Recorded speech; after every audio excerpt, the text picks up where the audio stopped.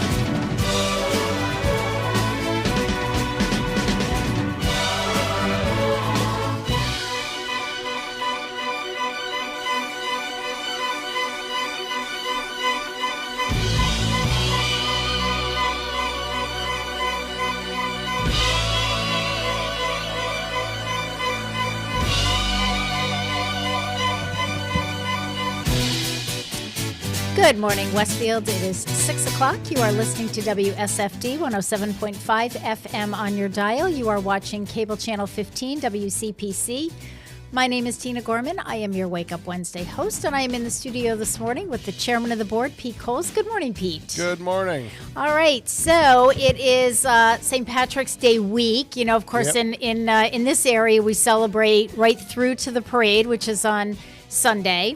So I made my corned beef. I asked my family, I said, corned beef is getting made on a weekend. Do you want it before St. Pat's or after St. Pat's? So we went with before St. Pat's, and it was so delicious that I think I'm going to get another one and make one. Do it again? Yeah. I couldn't believe how much, they just devoured it. It was gone in I thought it would last, 2 or 3 days. It lasted like a day and a half. Really? Yeah. It was just, wow. It was really good. And I got enough for, 3 adults with leftovers and all of that stuff. And yeah. So, and corned beef is really easy to make. It's just not a big deal. It's it's an easy meal. My wife got the Irish beef stew from Delaney's Market, and it was excellent. Gary got the shepherd's pie from Delaney's Market yesterday because we had corned beef Sunday, and then what happened yesterday? Oh, I had an appointment. I had a dentist appointment yesterday, so I said I'm going to be late. So Gary said, "Well, we finished up all the corned beef," so he went with he went to Delaney. And I didn't realize. I guess they were actually doing corned beef dinners with Delaney House, right, too. You had to kind of get them early. You had to put in for them early. Yes, because she said that they were number. Yeah, they were out. But Gary had the shepherd's pie. He figured that was quite Irish as well. That's a standard item for them, and yes. It's really good. Yes, I'll tell you what else is good. Gary's a regular there. He'll drop by on his way home if he knows I'm working late. The sweet potato, pulled pork and sweet potato, Pete, I understand is Gary is raving about that. So, and it smells really good. Yeah. So, they've done it well. So, So that's that. Yesterday we had, for the first time at the senior center, Irish dancers, which we were pretty excited about, from Maura Cassin's Academy of Irish Dance. That's right, yeah. And so Maura unfortunately wasn't there. She had been, because they performed at the chamber breakfast yesterday morning. Earlier, and so Maura said she couldn't take the whole day off from work, and they had a full slot of performances, so they were there. Then they came to our senior center at 10 o'clock. Then they were going to the Agawam Senior Center, I think for probably their lunchy type thing. Wow. Then they were finishing up at the Irish Cultural Center in West Springfield. So they had a full day. So Maura had emailed me and said she was going to be at the chamber breakfast, but she said then I got to get to work, and then I think she was going to finish up last night over, and the ICC was packed. Gary drove by a little earlier, and I drove by at around 6 o'clock or so, and it was packed, and cars were still going in there. Oh, that doesn't surprise me. No, I wasn't going anywhere. They said that they had completely booked out in the restaurant, so I knew it was like. They posted online. They had no tables. Yeah. It would have been crazy. But anyway, we were super happy to have the Irish dancers there.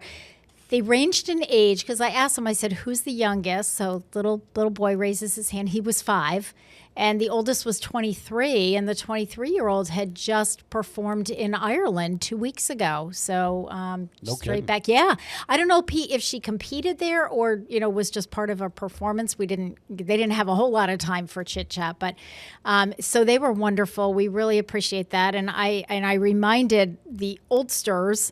Who were at the old senior center and remembered the days when Don Humison was representative and Maura Cassin was his legislative aide. So I said that was before he was mayor, before he was senator.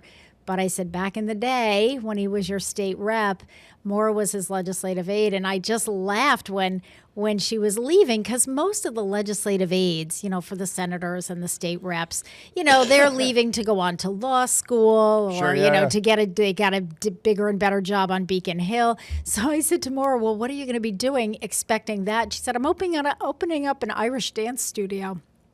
I was kind of like, who knew? Yeah, right. So and here then, we are. Then it'd still be going on this much longer. Yes, yeah, that was amazing. So that was a huge hit. We had a full house, which, we weren't exactly sure how that was going to go because it wasn't. We did it around, coffee, tea, and some goodies, but it wasn't around a meal. But it was a full house. Everybody wanted to see them, and it was nice because we have a lot going on Tuesday morning, so people could stop by. But it was great. And Joanne Boucher, who, I said to her, do your follow-up notes. And she said, my first follow-up note is book them for next year.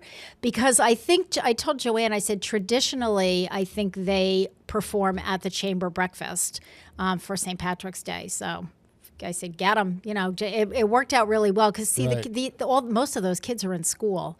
So they're getting pulled from school anyway. So I think for the day. So anyway, that was great. Today is so I wore my Irish T-shirt today because today we have our corned beef dinner at the senior center. Joe and I couldn't figure out how to swing this and get the dancers and the meal all in one day because the dancers' timeline was so, scripted. So we opted to just spread it out like we do here with the Holyoke Parade and the road race and, all of the festivities going on. So the CPC truck will be in the Holyoke Parade.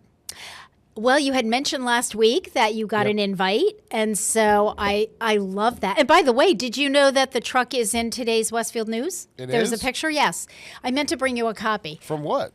From Brady at the Pops concert. Oh, okay. Because they did a big, it's really warm in here. They did a big story of, front page story of the Pops concert, and at More Pictures, I think on page 5. And I saw Brady, and I said, "Oh!" And then they mentioned the new van, Pete. They must have been up there on Saturday night because I was there Friday. Okay. And Saturday I was just so sick. I got the van up there. Yeah. Got it powered up, and then went home and passed out. Yeah. What's the matter? Like cold flu? What's going on? It's here? just a cold. It hasn't progressed to anything else, but I got to worry because I had pneumonia last fall. Yes. So I recall. I got to keep on top of that. So yeah, and plus you've got a big trip planned.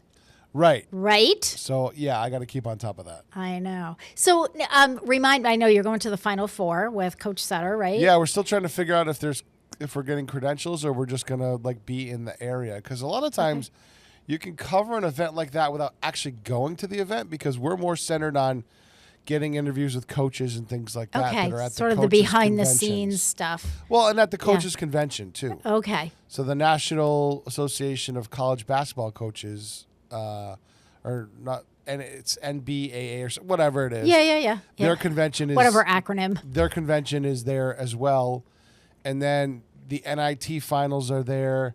The NCAA Division 1, 2, and 3 final. Everything's in Indy. Yep. Everything. Yep. So there's going to be a plethora of coaches there. Absolutely. So we're gonna just grab people and do interviews around that. So that's we don't really have so to. much We're fun. not a news show, so we don't have to cover the event itself. Right. Right. So we're more commentary type of thing. Yep. So that's our focus. So if we get credentials, great, because then we can talk to fans. Yes. That'd be and fun. we don't have to freeze outside. Yes. Yeah. It is Indianapolis in March, so Right, or but if we April, can't, but- there's ways we can do things. Now, do you Plenty of know ways. how far, Pete, the conference where the coaches conference is? How far that is from the venue where the actual? I think it's right next door. Oh, perfect. So Because the convention center's right next door. nice. I'm staying out of town because it was just too expensive. Yeah, too expensive. Yeah.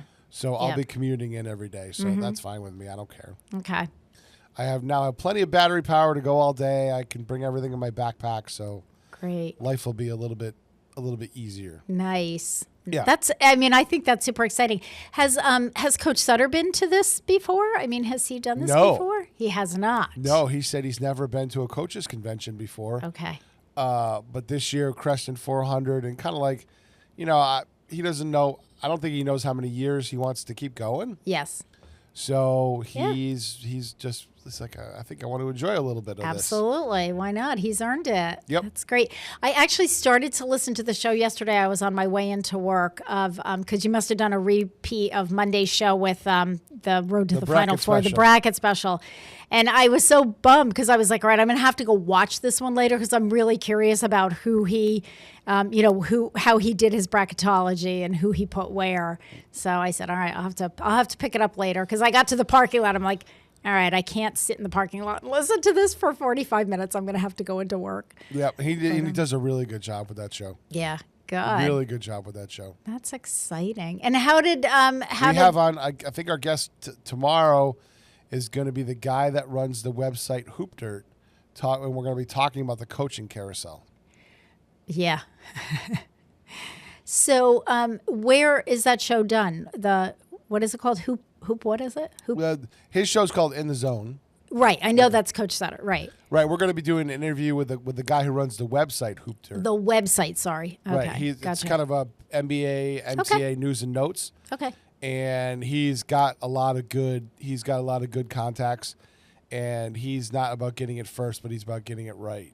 I love that. Thank you. Finally, Yes. someone in the news who just wants to actually give you accurate information instead of really speedy information that may or may not be accurate once we tease everything out of it. Correct. That is just one of my pet peeves. So the last time we had him on, his insights were unbelievable, and now right before the tournament is a wonderful thing. So Good. it's going to be a good interview today That's or tomorrow. exciting. You know, March Madness, it's exciting. You got to love it. Of course, Gary and I are all about the women.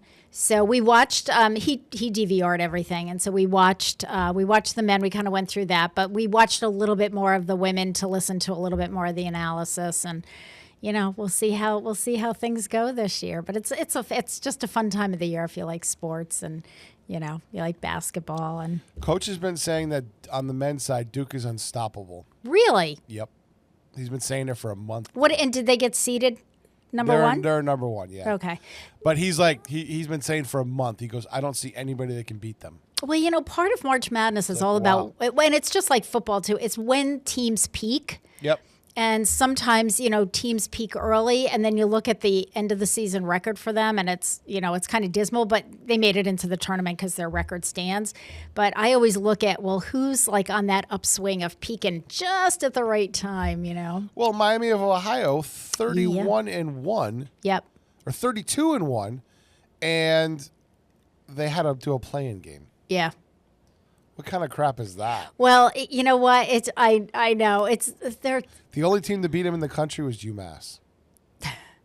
Seriously. which is really surprising. In the MAC tournament. Yeah. UMass beat him in the MAC tournament. Yeah. And Which is they really have to surprising because play in- UMass's basketball team is, they have to play, they were 500. They have to play in as a 11 seed, yeah. Yeah. which is ridiculous. Well, you know, it's so funny because when you're doing the brackets, some of those games, like those, what is it, 5-12 or 5, 6, 6, yeah, 7. yeah, you get Some of those are like toss-ups. yeah, you get into those, and your upsets.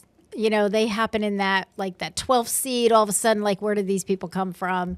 So it's always fun. You know, that's always. If you've been listening to In the Zone, you might know. I know. Well, I'm telling you, I'm the first to say I started and then got to work and actually had to go, you know, do my job. Yeah. And said, but I know Pete has these all taped, and I'm going to watch it on YouTube so I can hear Coach Sutter's take on His all of this. bracketology, His yep. bracketology, yeah, exactly. All right, so did you work this weekend, Pete, or no? Did you have Yes, off? I worked a shift up at at- Mount Holyoke. Okay. And then I found the dispatcher that was supposed to come in on Monday night had an emergency appendectomy. So they asked Ooh. if I could come in Monday night for at least a couple of hours. Ooh. Because the guy Yeah. that works the guy that works the night shift, his dad's really sick and he's down in Florida helping him out. So Yeah. they've been a little short over there. I haven't worked a lot though. Yeah. Like it's been like a month since I've been there. Yeah. But they needed some help, so I jumped in for a couple Pete, days. when you go in, like if you hadn't been in there in a month, I mean, is it? Nothing really changes. No, You I was check going to your say, email. like, do you? Okay. Check your email to see if there's anything, anything Okay. that jumps out or new policies that have been initiated, that Yep. type of thing. But nothing really changes, and they're pretty much in break right now. So, Oh yeah, that's right. They're in Everybody's spring on break. spring break. Yes. right. So Okay. it's a good week to have an extra shift. Yeah. Yeah. Right. It's kind of quiet up there. Yeah. Do they have any of the dorms open with the students on spring Yeah, break? they have Do they some- keep something open? Yeah, I think there was about 100, 150 that had to stay, Yeah. or at least partial stay. Yeah. Some of them stay for work. Some of them stay to do research. They have research projects going Yep. on, things like that they really can't leave. Yeah. So they do keep a couple, they let them stay in their rooms. They keep the dorms open to a certain extent. Yeah, you know, back in the old days when I was in college, I mean, we didn't have that option. I mean, they closed everything, like spring break, Christmas break. You know, Thanksgiving break. My senior year, I was living off campus, so it didn't matter to me. But you know, now I think it's different, and now you have more students from out of the country, so you know they don't necessarily have a place to go to for Right, and grad students doing and graduate students exactly doing projects and things Yeah. like that. So Yeah. yeah, and there are. And Mount Holyoke is unique because there are a lot of international students. A lot. Yeah, yeah. That it's well known. I think it's probably, I bet you it's close to 30-40% international. Wow, There's a lot of international that's students. really high. Yeah. I Well, maybe the surprised numbers that are that's- wrong, but yeah. I notice a ton of international students. Yeah. A ton. Wow, that's really high. I think it's great. Yeah. Oh, I do too. It brings a whole different dimension. And it's really nice, when you're in a classroom, especially if you have professors and instructors that really foster, that conversation between students. It's really important, I think, to, get a different perspective. Yep. It's good exposure for the kids from this country. Exactly. That's what I to mean. learn from people from exactly. other countries. That's what I mean. I think I think the American students are probably getting more out of it than the foreign students because we live in our little bubble and we just think everything's the way it is. All right. No sign of our good Dr. Lovelace. Yes. No. No. All right. Let's see. I texted him last week. Well, I don't have a message, so that's probably a good sign. All right, well, you know what? Let me pull some announcements, and we'll do a few announcements and see what happens, and, take it from there. I see lights coming down the driveway. Good, wonderful. Okay, well, hopefully they're him, although they could be the custodial staff here. Yeah. All right, well, we'll figure it out. All right, tonight, so Wednesday... No, I'm sorry, not tonight. Next Wednesday, March 25th at 7 o'clock, the Greater Westfield Community Band will be playing. And they said on their flyer, please note the earlier time. They're going to start their concert at 7 o'clock. I think they're really trying to start a little earlier and, so that people can kind of get home before it gets too dark. It's at Westfield High School, 177 Montgomery Road, directed by Patrick Kennedy and William Cho. This is free admission. Handicap accessible, bring a friend, enjoy the music. So this is the community band. And I think, Pete, that's really made up of all kinds of people, right? I mean, students, people from the community, instructors, music instructors. So anyway, Wednesday, March 25th, 7 o'clock. I think they used to start them at 7:30. So I think that's why they want people to note the earlier time. Again, it's free. It's accessible up at the high school. Come on down. Also, the Westfield Athenaeum is going to be doing their annual book sale again. They kind of started that up either last year or the year before.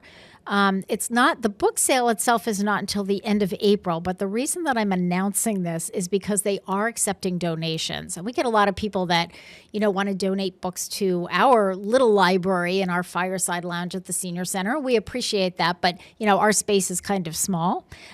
So if you have extra books, and the other thing too is we try not to take too many books from the same author. So that we have a nice variety for people. So if, and some people really like reading the same author and they'll say, oh, I have 25, Danielle Steele books. Well, that's not really, we're not looking for 25 of them. You can give us 5 of them maybe. So anyway, this is an opportunity to donate your books. Donations are going to be taken April 6th to 11th and April 13th to 18th. And there are certain times they're taking Monday, Wednesday, Friday, 10 to 1, Tuesday, Thursday, 4 to 7, and then Saturdays from 9 to 12. And that's over at the First United Methodist Church. And the drop-off donation is in the rear of the church. They have to go around sort of to the back of the church. They are accepting gently used adult and children's books, DVDs, and jigsaw puzzles only. Please, no musty or damaged books. I'm going to repeat that. Please no musty or damaged books because you know what? I get that sometimes. People will drop off a bag of books for the senior center. A lot of times they'll leave them outside like over the weekend, which please don't do that. Don't leave anything outside on the front porch over the weekend. But if I'm there over the weekend, I'll look in it. Some of them, I can't even take them inside the senior center. They're, they cleaned out grandma's basement and the books have been in the basement for 25 years. 25 years, You know what? Throw them away because that's all I can do with them. So no musty or damaged books, no encyclopedias, dictionaries, textbooks, Reader's Digest books, outdated manuals, travel books, or self-help books. So they don't want any of those. What they want are gently used adult and children's books, DVDs, and jigsaw puzzles. So go through your closets. It's time to start spring cleaning, folks, where, we got spring is right around the corner. So go through your closets and, get all your stuff together. And the actual book sale is April 23rd from 10 a.m. to 7 p.m., April 24th from 10 to 5, and April 25th from 10 to 2. At the United Methodist Church.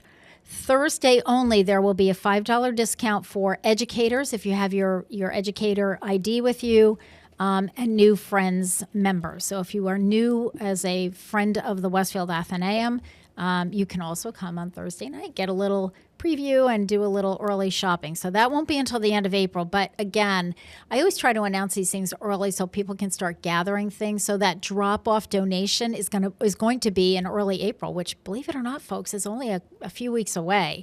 So kind of start getting your things together.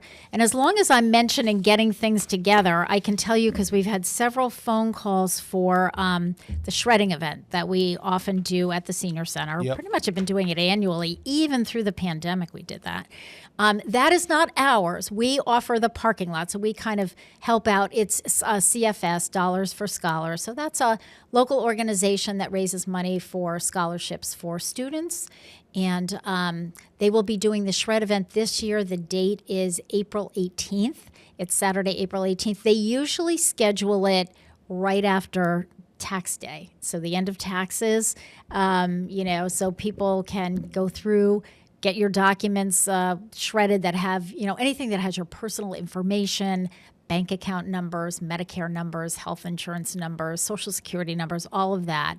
That really needs to be shredded. Please do not just throw that in the recycle bin, because believe it or not, there are dumpster divers who go through recycle bins and collect that information, and that's when we end up with identity theft and other problems. So Shred Day it'll be in the morning in the Senior Center parking lot. It's a drive-through. It's $5 donation for each box that you bring, and you are allowed up to 3 boxes.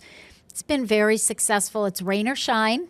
And so that's coming up in just about a month from now. Yeah, a month from today, April 18th. Today is March 18th. So, all right, you are listening to WSFD 107.5 FM on your dial. You are watching WCPC Cable Channel 15.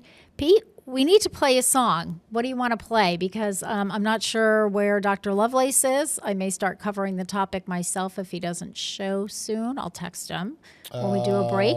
Do you want to do... play the next one. We'll just go out of sequence. Okay, all right. We'll go out of sequence a little bit. We're going to play Jack White singing I Guess I Should Go to Sleep, because we are going to be talking, whether Dr. Lovelace is available to come in this morning or not, but we're going to continue the heart health discussion that we started last month, and we're going to talk a little bit about the importance of sleep. So let's listen to Jack White singing I Guess I Should Go to Sleep. We'll be back. 1, 2, 3, 2, 2, 3.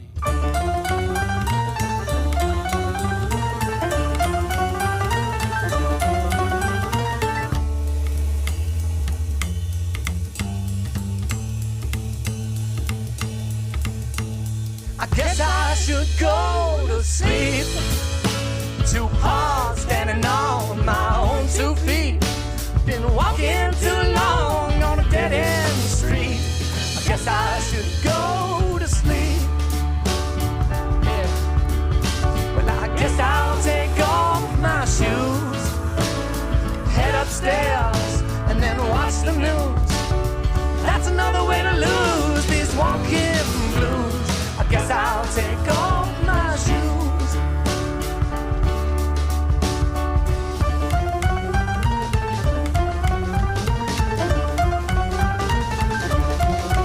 Well, upstairs, upstage and upset, keeping quiet is probably my best bet yet, 'cause I ain't managed to say the right thing yet.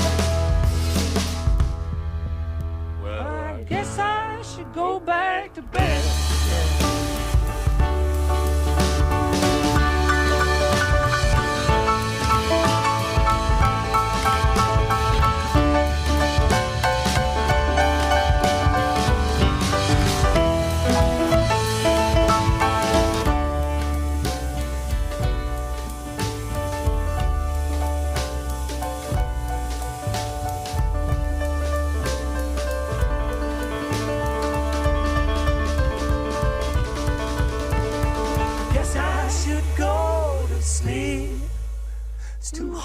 Standing on my own 2 feet. Been running too long on an endless street. Well, I guess I should go to sleep.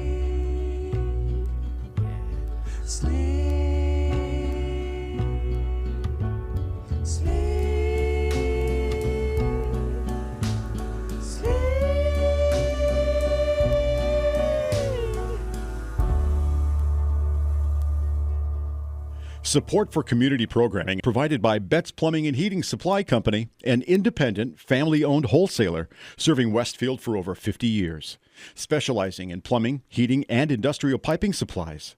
Visit bettsplumbing.com or 14 Coleman Avenue, Westfield. Public welcome. Listen to me, Michael Buster McMahon, Mondays 8 to 10 a.m. to learn the stories behind your favorite songs. Or don't. I'm not the boss of you. Community Radio. 107.5 FM WSFD. Live from Studio 120 at Westfield Technical Academy, this is WCPC Channel 15 and 107.5 FM WSFD-LP Westfield. Good morning, Westfield. It is 6:27. You are listening to WSFD 107.5 FM on your dial, and you are watching WCPC Cable Channel 15. My name is Tina Gorman. I am your Wake Up Wednesday host, and I am in the studio this morning with the chairman of the board and our chief engineer, Pete Coles. Good morning again, Pete. Good morning. So our guest first hour was supposed to be Dr. Akinyele Lovelace. Well, I don't know. I texted him and I said, "Are you coming?" And it, was unusual because I had sent him an email, or I think an email, or I don't remember whether it's an email or a text. He usually does better with text. Sometimes I send him both.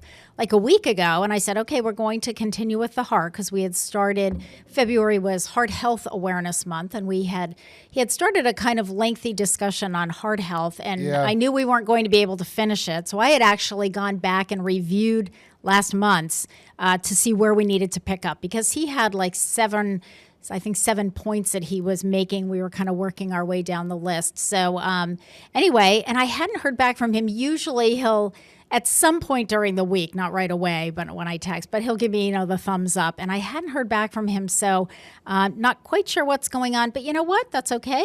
I'm like the Boy Scouts. I come prepared. So we're going to review a little bit about what Dr. Lovelace talked about last month, and then get into the few things that he hadn't gotten to yet. Again, February was Heart Health Month, and I think one of the reasons that Dr. Lovelace really wanted to go through with this is because, to really get into a discussion about this is because so many people in this area, in the state, in the country are dealing with heart health issues. I mean, it kind of all circles back to something to do with the heart. And, we find with a lot of older adults, when they have some other condition that doesn't have anything to do with the heart, whether it's, Parkinson's disease or something else going on, diabetes, that oftentimes some heart problems are like another, just an extra thing that they have to worry about. So heart disease does remain one of the leading causes of death across all racial and ethnic groups in the United States, accounting for approximately 1 in 5 deaths. I mean, that's 20%, folks. That's a high percentage. However, research shows that simple lifestyle changes can prevent nearly 80% of these deaths. February, as I mentioned, was Heart Health Month, making it the perfect time to evaluate your daily habits and make small adjustments that can yield lifelong benefits. Whether you're in your 20s, 30s, 40s, 50s, beyond, prioritizing heart health can significantly improve your overall well-being. So what Dr. Lovelace had gone through, just to kind of do a little bit of a review last month, he talked about the importance of good nutrition. Obviously we have Jen Jafune, who is a registered dietitian and licensed nutritionist, on the show each month. Jen will actually be here next month. She joins us on the last Wednesday of the month. So we do, talk a lot about good nutrition on this show. But I think, it's like almost like one of those topics you just can't say it enough times. And I just heard about another study yesterday that came out on ultra-processed foods. And I know Jen had talked about ultra-processed food. She did that as a topic probably about 6 or 8 months ago. She did as a couple last time, I think, too. Yeah, I know. Well, it's one of those things where I think she keeps. Yeah, it's an ongoing thing, and she talked about the fact that, that really now the research is showing, and again, I heard this on another. I guarantee that's the reason I gained a lot of weight. You think? Yeah. Ultra-processed? Oh, yeah, God, yeah, because I eat out a lot. Yes, and it's not the greatest eating out because it's what's affordable. Right. And that's the the vicious little circle. It's like you eat what's affordable, and what's Yes. affordable is so ultra processed. It's bad for you. Right. You know, it's interesting, Pete. I was watching a woman in front of me at the grocery store yesterday who was checking out in front of me, and she had a couple of children with her. And you know, it's really funny because you start to pay attention to what's in people's shopping carts, and sometimes I'll look at my own cart and go, how does this look today? You know, of course, mine is usually I seem to buy like in doubles and triples, but you know, again, if it's an item that's on sale, it's like, okay, well, we use a lot of this. Yep. But I was looking at hers, and I thought of exactly that, Pete. I was like, you know what? We got a lot of ultra processed foods in this cart. Because The rule of thumb is it used to be the rule of thumb is you go around the outside of the grocery store. Correct. And even that, Yeah. in the frozen section, Yep. it's all highly ultra processed It as is. well. Yeah, it is. You really have to be a label reader. But the other problem is it's so It's expensive. cost. They've made it so expensive for Whole Foods now. I know. Because we're getting rid of the source of production. People in big cities don't realize that the farm is a real thing. It's not just there to Yeah. buy and build a subdivision. Right. No, we actually need the food. Right. Yeah. Yeah. And we're putting a lot of farmers out of business. And of course, the other thing, the farmers are up against is the same things I feel like a lot of the small businesses are up against. If it's family owned, and when you get to be retirement age and your kids don't necessarily want to run the farm, Yep. you know? Or they sell it off to a corporation who only cares about the bottom line, not necessarily about the farm, and they'll liquidate it Right. Yep. Exactly. to build a subdivision. Right, exactly, because that's where the money is, and the problem is you can't blame people. I mean, it's kind of like, No. it's your farm. You can, sure, you want to make, you want to make. Well, look you at wanna Kathy make money off Palmer. of it. Perfect example. Okay. Her husband ran that dairy farm for years. He tried to get somebody to come in. He wanted to retire, and the kids didn't want to do it. Yep. He couldn't find somebody to run it, so eventually they had to sell the cows and now they have the land. Yeah. Yeah. Yeah. And, I hear it. NPR, I think about a year ago, did a really great story on farmers, and they interviewed farmers all over the country. And just to kind of get a perspective of what they're up against. We think about things like, climate, and they can't control the weather. Is it a bad winter, a good winter, a bad summer, a good dry Right, summer? but Are they've we been in a dealing drought? with that for 200 Exactly. years. So that's all that part of it. But then there's all this other stuff that they have to worry about, and just the cost of running the farm, energy, Right. all of that good stuff. And it's a lot. So all right, let's go with some healthy, nourish your body with the right food. So a balanced diet does play a crucial role in maintaining cardiovascular health. The goal is to consume nutrient-dense foods that support heart function, while limiting those that contribute to heart disease. So here's what you want to focus on, as Dr. Lovely said last month. Fill your plate with colorful vegetables and fruits. Jen always talks about this. Jen Jafune always talks about this. Whole grains, beans and legumes, nuts, plant-based proteins, lean animal proteins, skinless poultry. So you can have your chicken and just take the skin off, fish and seafood. So you want to have that nice variety. We will be coming into the spring and summer months. We have the farmers market here. So, and the cost of produce is generally a little bit better in the summertime because we can get it locally. And that's my other thing is, you got to support your local farmers too, folks. They're not going to stick around if we're not supporting them. Limit your consumption of sweetened beverages, alcohol, sodium, which, by the way, you, again, really have to read your labels because there's sodium which is salt, in so many different things that you wouldn't even expect it to be in. And I've really gotten good at, looking at, especially as we were just talking about some of the processed foods and everything, a lot of that, there's a lot of sodium in those. So be careful with that. Red and processed meats, refined carbohydrates. You want to limit your consumption of full-fat dairy products, highly processed foods, which Pete and I were just talking about, and then tropical oils such as coconut oil and palm oil. So, and as far as like sweetened beverages, I mean, the more you can kind of get away from that. And I think the other thing is, because I have a 2.5-year-old granddaughter living with us, you want to not introduce young children to all that stuff, and Grace is really pretty good about that, because I said to her, of course she's going to want sweet stuff if we give her sweet stuff. So we try to do the sweet stuff being fruit, I try not to buy sweet stuff for the house. We just don't. In general. I just don't. Yeah, exactly. It's an uphill battle. Yep. And, consumption of water, like water is really, just plain water is really helpful. You also want to avoid trans fats and partially hydrogenated oils, which are commonly found in commercial baked goods and in fried foods. So, and I'm just a firm believer of just everything in moderation. It's really hard to go cold turkey to, never have another sweet in your life or something like that. It's not realistic, but just do it in moderation. So heart healthy habits in terms of nourishing your body. Dr. Lovelace also talked about understanding key health metrics, and he phrased it as saying, know your numbers. And I think this was really important. Tracking and understanding key health metrics can help you take control of your heart health. So regularly monitoring these numbers can uncover early warnings and help guide lifestyle adjustments to prevent heart disease. And I think the point of this is understanding your numbers. We'll talk about body weight, cholesterol levels, sugar and blood sugar levels, all of which Dr. Lovelace talked about. But understanding those so that if they seem to be getting out of whack, that you can catch it early. It's just like anything else. The earlier you know that there's a problem, the more likely that you're going to be able to just make some lifestyle changes and deal with it, as opposed to letting it go and ending up, with surgery down the road or, more drastic measures. So first of all, your body weight. So just maintaining a healthy weight reduces strain on your heart. A body mass index, or BMI number. You'll see that when you go to visit your primary care physician. It should be under 25. It's generally recommended.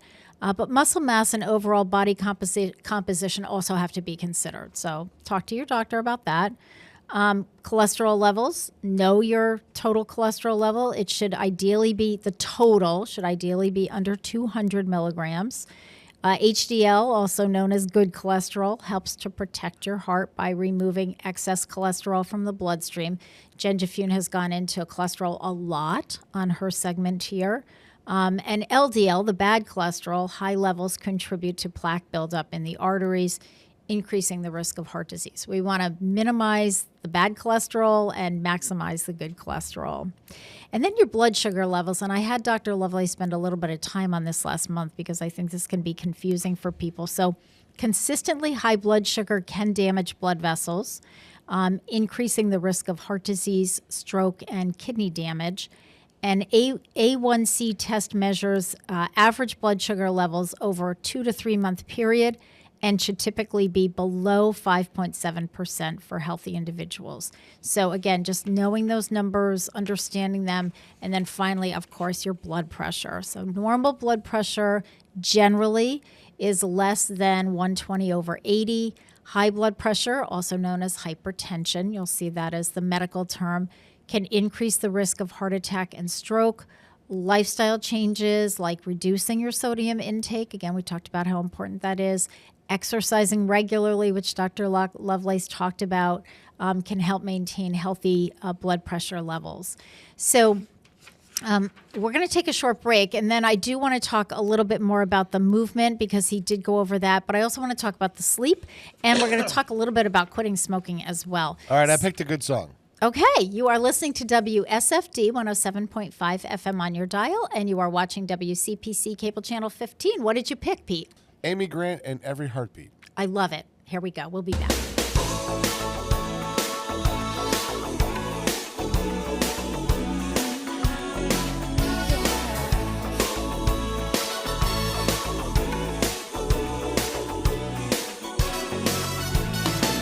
Hear me speak what's on my mind.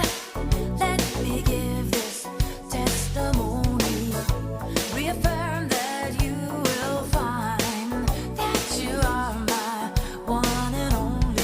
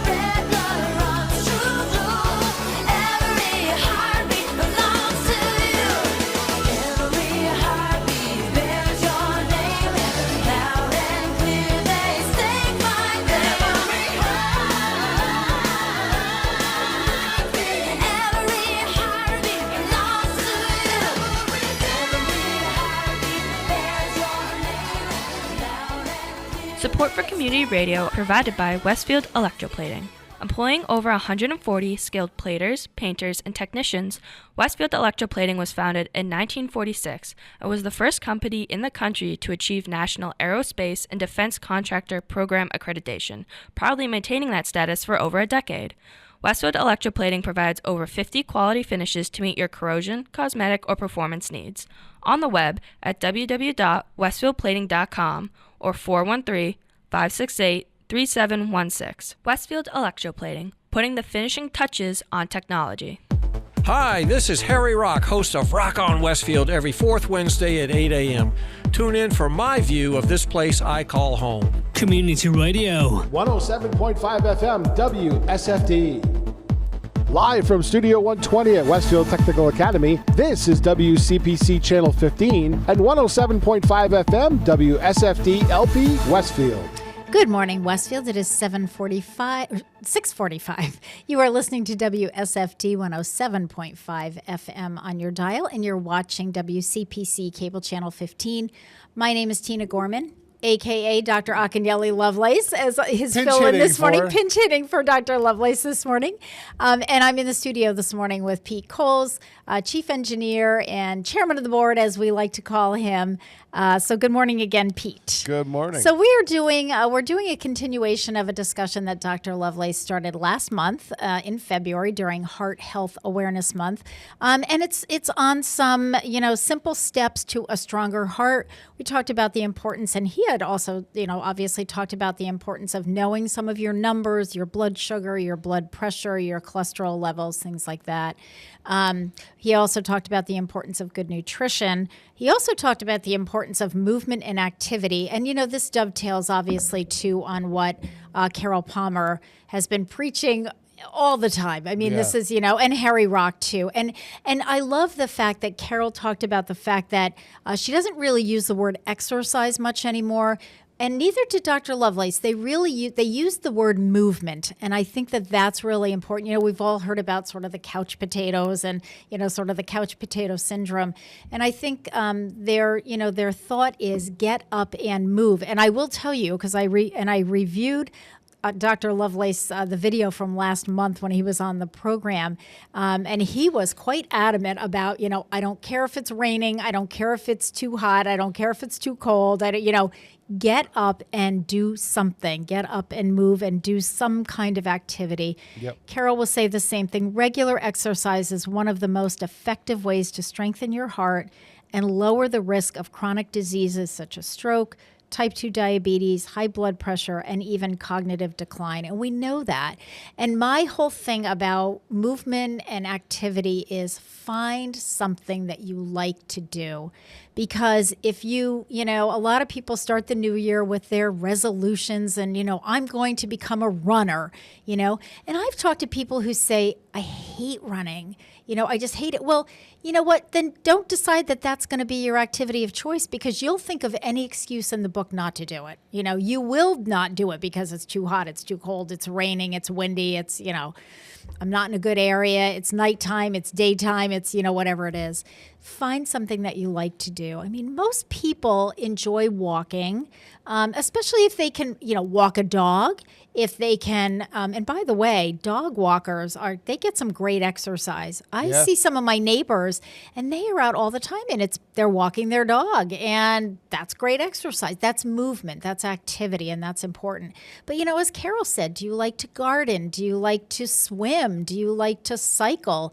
Find something. Do you like to play pickleball? I mean, there are plenty of activities that people can engage in. And I think the key is you have to be consistent. So, and that can be a little tricky in New England, especially in the winter if you like to do more outdoorsy things. But, you got to find ways to do what you like to do even indoors. So regular movement and activity is just so important. We talked, we played the song about sleep before, and that's kind of where Dr. Lovelace left off, was on sleep. And I think sleep doesn't get enough attention. And I have to say, I am the first to admit that I am not the best when it comes to prioritizing sleep, but I'm really making a conscious effort to try to get more sleep because sleep is often overlooked in discussions regarding heart health, but it does play a crucial role in cardiovascular function. Adults should aim for about 7 to 9 hours of sleep a night, while children require more than that. Poor sleep can contribute to high blood pressure, obesity, and an increased risk of heart disease.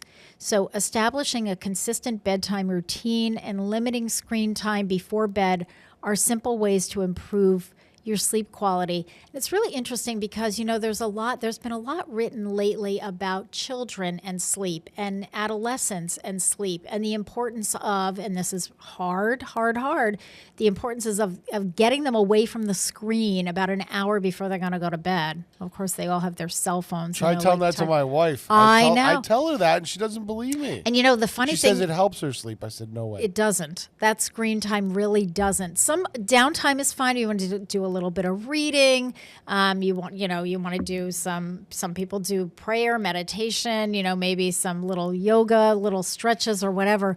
But I'm really trying to get away from that screen. But of course, when it comes to seniors, you also and people who are retired and have a lot of time on your hands, you also have to look at your napping schedules. A nap is fine, but you want to be really careful about taking a nap that's too long, and especially about taking it too late in the day, because that is going to, if you sleep from 4 to 6 o'clock in the afternoon and then expect to go to bed at 10 o'clock at night, you're probably not going to want to do that because you're not going to be tired. You're just not going to be sleepy. Pay attention to your caffeine intake and when you're drinking coffee or when you're drinking tea or when you're eating foods that have caffeine, because there are other sources of caffeine. So pay attention to all that, including some sodas have caffeine in them as well. So you really want to pay attention to all of that. But I think one of the key things to a good night's sleep, and we start this with children, and then I guess we feel when we become adults we don't need it, is really a sleep routine. It's like, sort of that, not a sleep routine, but a bedtime routine. So getting ready. And that's one of the key things they'll tell you. I've read so many books about children and babies and sleeping, because when Grace was a baby, we went through this whole, not sleeping thing.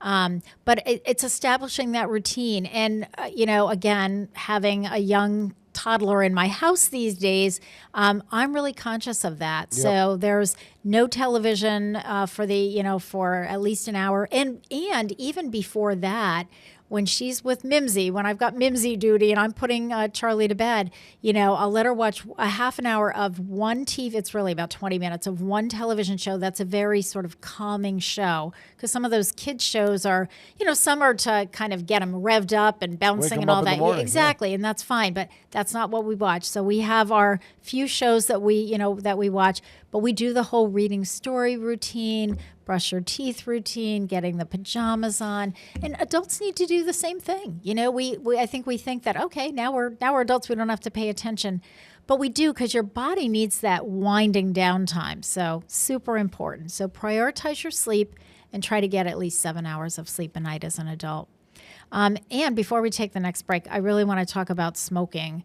Because it's so key. It's certainly key to heart disease, but smoking is one of those things that it just worsens every other condition I don't care what condition it is, you name it, smoking makes it worse. So smoking is the leading cause of preventable death in the United States, contributing to approximately one third of all heart disease related deaths. This includes traditional cigarettes, e-cigarettes, and vaping. If you smoke, quitting is one of the best decisions you can make for your heart and protecting your loved ones. And you know what? Whether you've been smoking for 6 months or 60 years, quitting is going to help you. About 40% of U.S. children age 3 to 11 are exposed to secondhand smoke, which increases their risk of heart disease later in life. And second hour, we're going to talk a little bit about fire prevention. We're going to get into the Retire the Fire program, and this is one of the topics for smoking and burns and smoking with oxygen and all of that. So, and I do want to mention, because there are people that just really, really want to quit, to kind of don't know how to do that. So older adults interested in a smoking cessation program can call 1-800-QUIT-NOW. That is the Massachusetts Tobacco and Nicotine Quit Line. Telephone or online quit coaches provide strategies to curb cravings, handle stress, and tackle relapses. The program is lecture-free and judgment-free. Listen, we don't care if you've been smoking for 50 years or how you started or why you smoke, whether it was stress-related or whatever. We're not here to judge. We're just here to help you stop. So that's what this is all about. Again, it's 1-800-QUIT, Q-U-I-T, NOW, N-O-W. Quit now. Okay. Let me see if there's any other thing. I just want to make sure that I covered everything because we are coming to the end of the first hour. We talked about that. Okay. So here's my little summary of the heart health. Caring for your heart doesn't require drastic changes. And I think that's really important because I think if you feel like, oh my gosh, I have to turn my life completely upside down, you're just going to not do it. I feel like anytime people get completely overwhelmed with, all these instructions, they won't do it. But small intentional steps add up over time. Start today by making one heart healthy choice. So prepare a home cooked meal. Take a 10-minute walk or schedule a checkup to assess your cholesterol and blood pressure and your lab work and so forth. Schedule your annual visit with your PCP. Do one step, and that's your starting point. And feel good about that. If you go out and take a 10-minute walk today, feel good about that. That's a good start. And then hopefully you can build on that. All right. You are listening to WSFD 107.5 FM on your dial. You are watching cable channel 15. So let's listen. We're going to play a song, and we'll do almost a back-to-back, Pete, okay? So we're going to do Brownsville Station singing Smoking in the Boys' Room, and then we're going to take our top of the hour break right after that. We'll be back. How you doing out there? You ever seem to have one of those days where it just seems like everybody's getting on your case, from your teacher all the way down to your best girlfriend? Well, I used to have them just about all the time, but I found a way to get out of it. Let me tell you about it. Sitting in the classroom thinking it's a drag, listening to the teacher rap just ain't my bag. Noon bells ring, that's my cue. I'm gonna meet the boys on floor number 2. Smoking in the boys' room. Smoking.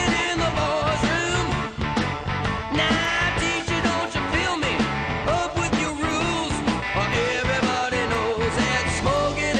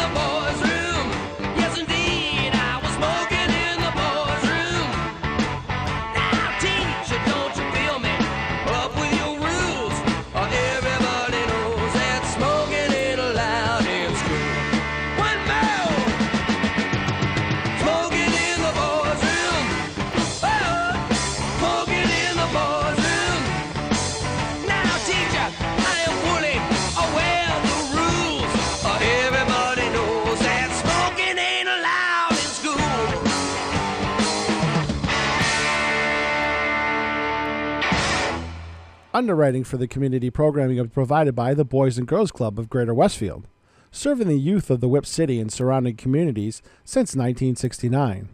For more information on the Great Futures Club for ages 3 to 5, happening weekdays, and the Club Teen Center for ages 11 and older, weekdays from 6:30 till 8 p.m., go online at bcgwestfield.org or visit the club at 28 West Silver Street.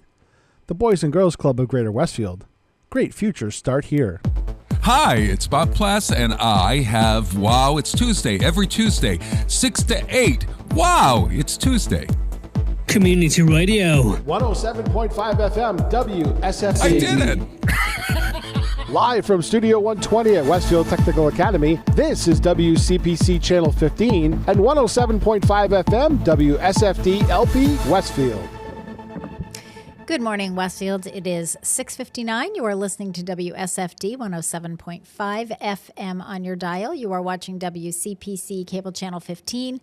My name is Tina Gorman. I am your Wake Up Wednesday host, and I am in the studio this morning with the chairman of the board and our chief engineer, Pete Coles. Good morning again, Pete. Good morning. All right. So we covered the heart. As much as we're going to cover As much it. as we can, yeah. As much as we can. We're not going to. So, we kind of stuck with the basics, and a lot of those are, things that we've talked about, obviously. We've pretty much talked about all of that on this show over the 12 years now, almost, Pete, that we've been doing this programming. But you know what?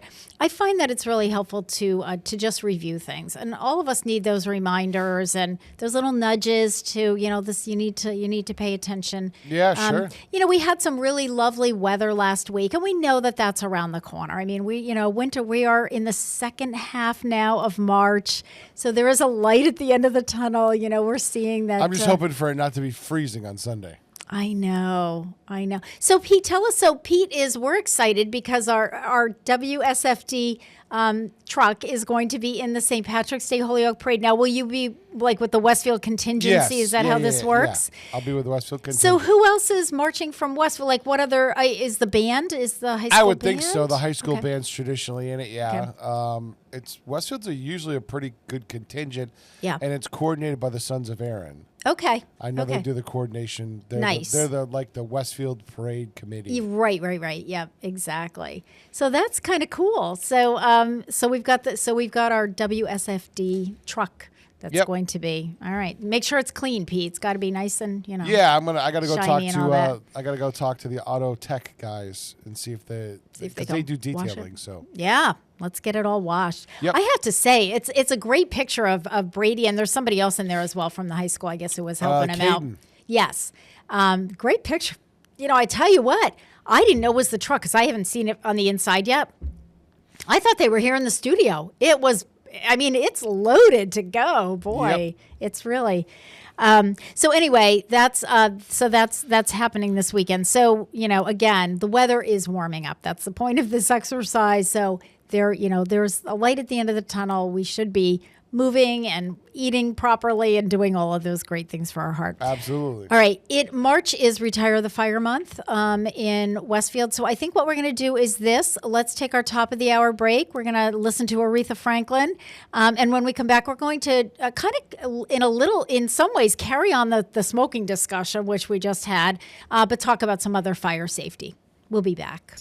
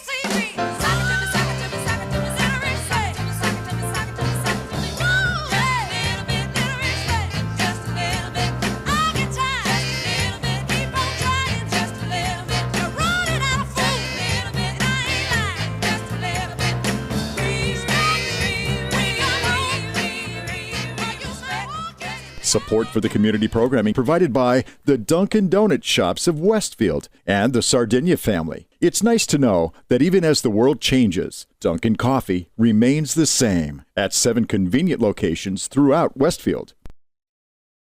Want to know what's trending at Westfield Technical Academy? Join host Kevin Daly and Carol Groom to find out all things Tiger. Tiger Talk, Thursdays at 8 a.m. 107.5 FM WSFD. Live from Studio 120 at Westfield Technical Academy, this is WCPC Channel 15 and 107.5 FM WSFD-LP Westfield. Good morning, Westfield. It is 7:05. You are listening to WSFD 107.5, and you're watching WCPC Cable Channel 15. My name is Tina Gorman. I am your Wake Up Wednesday host. I'm in the studio with the chairman of the board and our chief engineer, Peter Coles. Good morning again, Pete. Good morning. So we are just rocking and rolling today. And, you know, March is Retire the Fire Month at the Westfield Senior Center. And this is a program designed especially for Westfield's older adults. It's a fire safety, fire prevention, and safety program. So we kind of talk about all things fire safety during this month. Of course, fire safety and fire prevention is ongoing. We know that. We kind of focus on it during the month of March heavily on the station and through the other media outlets. And I want to do a shout out to the Westfield News and thank Chris Mazza over there for publishing the series of Retire the Fire articles. It's a 5-part series that I have written every year. People have asked me, are they the same articles? They are not. So I rewrite and I try to do different topics and look at, what topics did we cover last year and then try to do some different ones this year, but also stay up to date with whatever the latest fire research is telling us. And, that changes over the years as technology changes and just as our knowledge base changes. So anyway, this year I added 2 completely brand new ones that I have never written before. So there was a lot of research. One was on, which we talked about last week, on lithium-ion batteries and safety regarding that. And the other one was on carbon monoxide safety. So those 2 articles will actually be coming up in the paper tomorrow and Friday. But thank you to the Westfield News who have partnered with me since I started this program like 13 or 14 years ago for publishing those articles for me. So today we're talking, one of the topics that I want to cover is smoking, burns, and staying safe.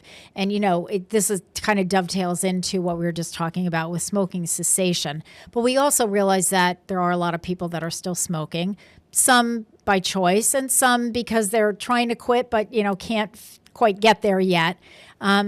So there are some important safety, tidbits to know about. So fires related to smoking are the #1 cause of fire deaths among older adults in Massachusetts.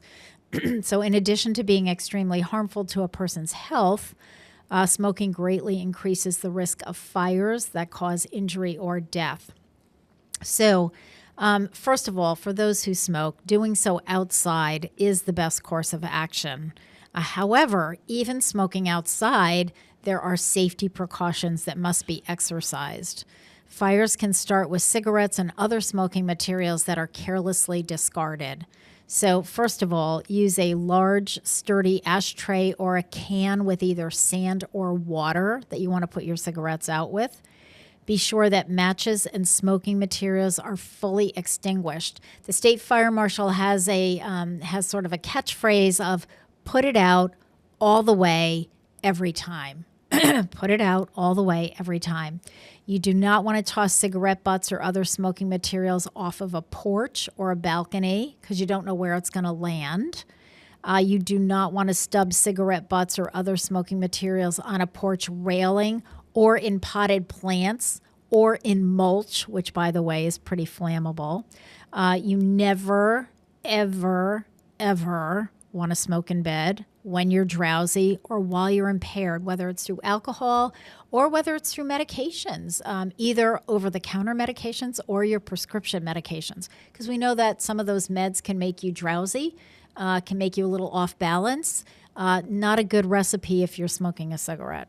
And it is never, ever safe to smoke in a home where you or anyone else is using medical oxygen. And that's actually the next topic I'm going to cover after I cover smoking and burn safety is home oxygen use. So we'll talk about that this morning as well.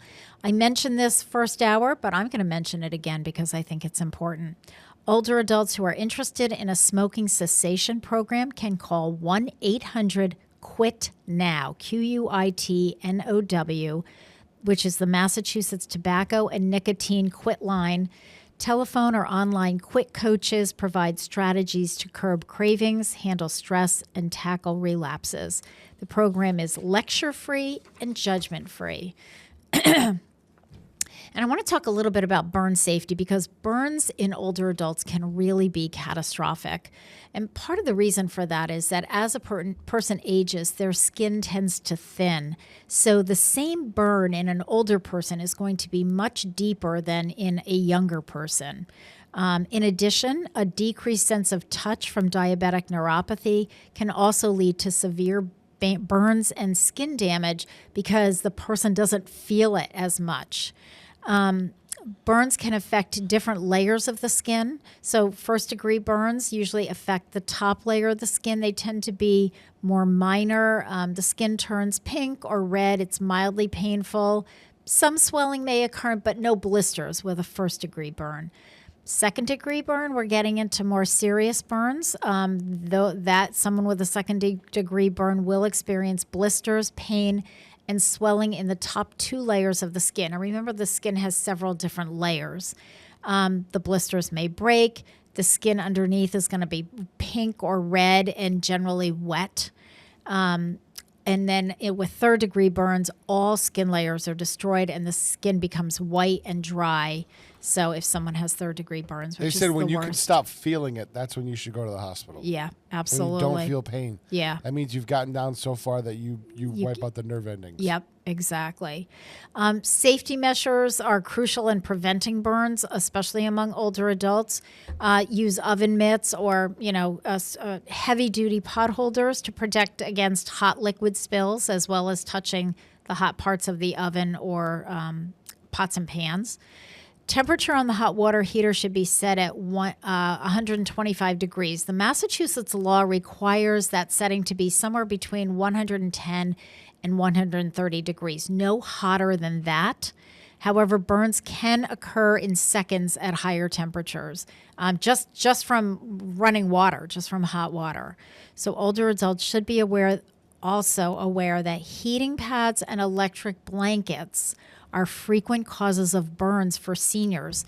And, I get it. You want to be warm. Seniors tend to be cold because a lot of times the medications that they're taking, and a lot of them are on blood thinners, and it just makes you feel cold all the time. But you need to be really careful with heating pads and with electric blankets. If you're using an electric blanket, my advice is to turn it on. You can even turn it on high as long as you're not underneath it. So just warm up the bed, warm up the bed sheets and the blanket, then shut it off. And then climb into bed. It'll be toasty warm, but you won't have to worry about getting burned. And the same with heating pads. Be very careful. And you never want to put a heating pad directly on your skin. So put, a washcloth or a towel or some other piece of material in between the skin and the heating pad. And again, be really careful. You don't want to fall asleep with a heating pad on and it stays on and, now it slips and now it's touching the skin because you can really burn yourself badly. And while older adults are often afraid of breaking a hip, really the optimal method for extinguishing a clothing fire, if your clothes get on fire, really is the stop, drop, and roll. And I know, older adults, it's like, you want to be careful, but try to get down there. A towel, a blanket, a robe, or a coat can also be used to smother the flames, just as Pete just said. You want to smother the flames. Clothing that if the clothing is sticking to your skin, like if it's a chemical fire, just leave it. Save that for the EMTs. You want to call 911. Minor burns, so the first-degree burns, those can be treated with just cool running water, not ice water. You don't want to get into too cold, but just cool running water. And here's what you want to avoid: creams, ointments, butter, toothpaste, sprays, and other home remedies should not be applied, which I had not heard toothpaste to burns, but don't apply it. And obviously, serious burns require immediate medical attention. As Pete said, if you can't feel it, if it's burned beyond the place where you can feel it, you need to, get to a hospital, call an ambulance if you need to call an ambulance. And kind of going along with the burns and the smoking and so forth is home oxygen use. And we know that home oxygen can be a lifesaver for certain people, and hospitals are sending people home on oxygen more and more. Sometimes not on a long-term basis, just on a short-term basis, but it's very, very important to understand that oxygen and fire that's a recipe. You know what you tell your seniors? What? Oxygen caused the Apollo 1 fire. Really? Yep. I didn't know that, Pete. Because in the capsule they ran pure oxygen. In capsules they ran pure oxygen. Okay. And one spark wiped them out in a matter of seconds. Okay. And that's what I wanted to say, because I will never forget Mary Regan, when she was fire chief here in Westfield. Chief Regan said, oxygen in and of itself is not flammable, just hanging around. It's, it's not just, okay. But oxygen will make any fire burn hotter and faster. Correct. So it's just it'll take you out like that. So if in a confined space, it burned that entire space. They were dead within seconds. And the other thing about oxygen is oxygen seeps in. So people who are on home oxygen, the oxygen will seep into your clothing, your hair, if you have facial hair, your mustache, your beard. And so just as Pete said, so all you need is one flame, one spark, and that oxygen is going up. And we had a fire. Part of the reason that I started this program, we had a fire in one of the senior apartment buildings here in Westfield. We had a woman who was on oxygen. This is like the complete recipe for disaster. This is like the worst case scenario, but this really happened. She was on home oxygen. She was smoking in bed. She started to fall asleep. And she died. I mean, she died in the fire. It was a fatality. But not only did she die, she took out the apartments on both sides of her, and we had to evacuate an entire building. There were about over 100 residents in that particular senior housing. And they said you could see where the fire went right down the tube of the oxygen tube, because you know how the oxygen tubes are long. Yep. And I remember now current Chief Egloff, who was then deputy fire chief, was at that fire. He said you could literally see it, and you could see it in the carpet all along where the tubing went. That's where the fire just flew, and it just it just engulfed the apartment, and again the apartments on either side, and it was a disaster. So it's really, really important that if you are on oxygen, and again it's fine to be on it. It's an absolute lifesaver. But first of all, no one should be smoking in your home, because we've had people say, well, I don't smoke, but my son comes to visit and he smokes. Well, guess what? He's not smoking in your house, And we have signs. I mean, if you're using home oxygen, they will give you a sign for your door. But we also have signs at the senior center, in the Fireside Lounge, and I can order more of them. So if you want a sign to put on your door, oxygen in use kind of thing, we've got some great educational signs. So you want to keep, when you're using home oxygen, you want to keep it away from open flames, sparks, and heat sources such as tobacco and cannabis products, lighters and matches, candles and incense, gas stoves and grills, hair dryers, and heating equipment. You will want to avoid using cosmetics and other products that contain flammable ingredients such as oils, grease, and petroleum. Like a lot of makeups are based with petroleum. And you also want to stay away from nail polish remover, which has acetone. Smoking and home oxygen, as we've said, is particularly dangerous. Get the sign up. If you need to quit smoking, we talked about that. 1-800-QUIT-NOW. Which is 1-800-784-8669. That is the number for that. All right, it is 7:19. You are listening to WSFD 107.5 FM on your dial. You are watching cable channel 15 WCPC, and we'll be back.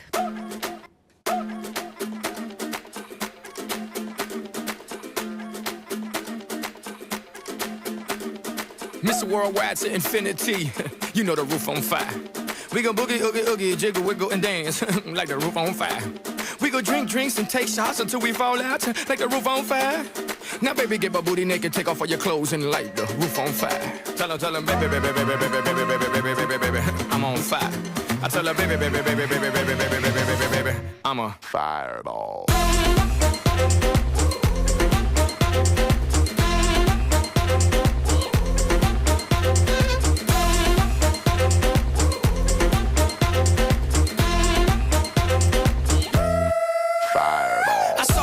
Conquered, or should I say I saw, I conquered, I came. This little chico on fire, he ain't no lie. Well, y'all slipping, he's running the game. Now, big bang boogie, get that kitty little noogie in a nice, nice little shave. I gave Susie a little pat up on the booty, and she turned around and said, walk this way. I was born in a plane. Mama said that every word was on my name. I'm the best you've ever had. If you think I'm burning out, I never am.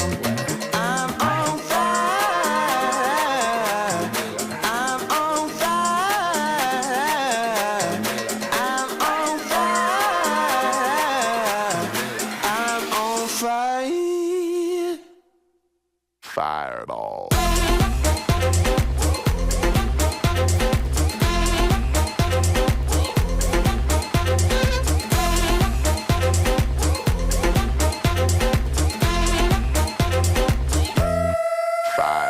Sticks and stones may break my bones, but I don't care what y'all say. Cause as the world turns, y'all boys gon' learn that the Chico right here don't play. That boy's from the bottom of the map, MIA, USA. I gave Susie a little pat up on the booty and she turned around and said, walk this way. I was born in a plane. Mama said that every word was on my name. I'm the best you've ever had. If you think I'm burning out, I never am. I'm on fire. I'm on fire. I'm on fire. I'm on fire. Fireball.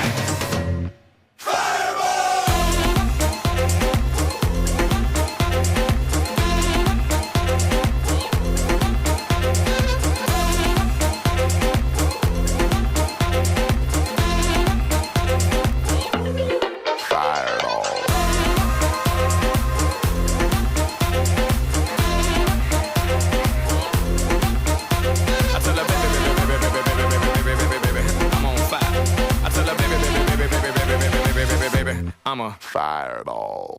Underwriting for the community programming is provided by the Boys and Girls Club of Greater Westfield, serving the youth of the Whip City and surrounding communities since 1969. For more information on the Great Futures Club for ages 3 to 5, happening weekdays, and the Club Teen Center for ages 11 and older, weekdays from 6:30 till 8 p.m., go online at bcgwestfield.org or visit the club at 28 West Silver Street. The Boys and Girls Club of Greater Westfield. Great futures start here. Hi, this is Harry Rock, host of Rock on Westfield every fourth Wednesday at 8 a.m. Tune in for my view of this place I call home. Community Radio. 107.5 FM WSFD. Live from Studio 120 at Westfield Technical Academy, this is WCPC Channel 15 and 107.5 FM WSFD-LP Westfield. Good morning, Westfield. It is 7:24. You are listening to WSFD 107.5 on your dial, and you are watching cable channel 15 WCPC. My name is Tina Gorman. I am your Wake Up Wednesday host, and I'm in the studio this morning with the chairman of the board, our chief engineer, and as I just texted Dr. Lovelace, our quasi-resident cardiologist, Dr. Peter Coles, and Dr. Tina Gorman here. no. So I did hear back from the good doctor who apologized profusely. No, he said he literally slept through the alarm. He said they are still jet lagged. They were in the Yucatan on vacation and came back, I guess, within the last day or so. So he said, still a little jet lag. He said, slept right through the alarm. I wanted to sleep through my alarm. My this morning. apologies. I know, I get it. Ugh. Pete, you know what happened to me yesterday? I was telling somebody, this was the most bizarre feeling. And I've had it before, but never to this extent. My alarm went off at 5:45, so 5:45 yesterday morning, Tuesday morning. I went to shut off my alarm. I could not figure out what day of the week it was. Like, I'm staring at the clock going, wait a minute. You know, usually like my alarm goes off and I kind of know, you got another 5 minutes. And, Yep. you know, now it's work, but it's, you know, sometimes I have to take Charlie to daycare or sometimes I've got to Right. watch her until, you know, whatever. So I'm, you know, and but I couldn't orient myself. I was just like, what's today? And then all of a sudden I got this horrible feeling of, is it Wednesday? And I'm going, wait a minute, am I supposed to be in the studio right now? I mean, it's 5:45. My show starts in 15 minutes. And I would say it took me a full minute. And I got to tell you, when you're disoriented, Yep. a full minute is a heck of a long time Yep. to try to be figuring out, what did you do the night before? What did you do the day before? And I finally figured out. I was like, no, I'm okay. It's Tuesday. Well, I'm good. Since we started this, my schedule has changed so much that, you know, it used to be where every morning I was here at 5:30. Right. Now, Mondays I'm not here till, you know, first show's not till 8. Right. Tuesday, now they're all taped, so I don't have to be in here till like 9. Yep. Yeah. And Wednesday's the which is only day nice. I'm really early. Yep. Because now Bobby tapes his show on Tuesday afternoons. Yeah. Because of his foot. Yep. You know, it's like the only day I'm Yeah. actually here early is today. Yeah. And Yeah. it's like Yeah. that Wednesday morning, it's like, oh. I know. But then I always feel like, I don't know, by the time I get to work, I feel like I've put in a full day work. Like I feel like Yeah, I'm by energized by noontime- the time I get there. By yeah. noontime, I'm like, I'm right. I'm Yeah. on the downhill slope. I'm good until about 2:00 in the afternoon, and I'm fine as long as I'm moving and running around. But it's when I'm at my desk, like this afternoon, I'm working on the newsletter because my deadline is this Saturday, and that's going to be a struggle by 2:00. So I'll be like, get up and walk around. All right, March is National Social Workers Month, so we have to talk about that. We actually have 3 licensed social workers who work at the Senior Center. Our director, Mike Squindo, is an LCSW, so he has his master's in social work. I'm a social worker. I have my BSW, my bachelor's of social work. And then Joanne Ortegas also has her bachelor's of social work. So we have 3 social workers at the Senior Center.